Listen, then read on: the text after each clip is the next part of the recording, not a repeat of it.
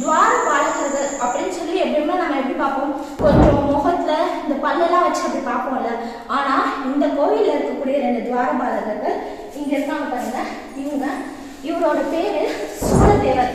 அதாவது நம்மளோட சிவபெருமான் கிட்ட இருக்கும்ல சூலம், அந்த சூலமே இங்க இருந்து பாதுகாப்பு தரதா சொல்லி சூலதேவரை உருவாக்கியிருக்காங்க. இவரோட பேரு சூலதேவர்னு வரதுக்கு காரணம் கேட்டீங்கன்னா, அவரோட தலையில பாருங்க இந்த பக்கமும் இந்த பக்கமும் கொம்பு மாதிரியான ஒரு அமைப்பு ஏற்படுத்தியிருப்பாங்க.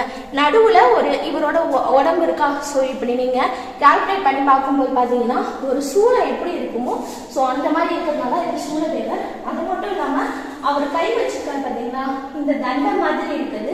இதுல ஒரு பாம்பு இந்த இடத்துல ஒரு வரம்பு மாதிரி இது பாம்புங்க. இந்த பாம்பு சுத்தி இருக்க மாதிரி ஏற்படுத்தியிருக்காங்க.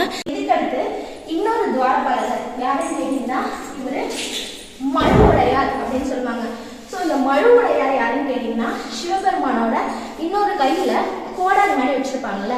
ஸோ அந்த கோடாரியே இவருக்கு துவாரபாலகரா இருக்க சொல்லி இந்த சிற்பத்தை ஏற்படுத்தியிருக்காங்க. அதுக்கு ஒரு எக்ஸாம்பிள் எப்படின்னா, இங்க பாருங்க, இது இருக்குல்ல கோடாரியோட உருவத்துல இருக்கும் பாருங்க.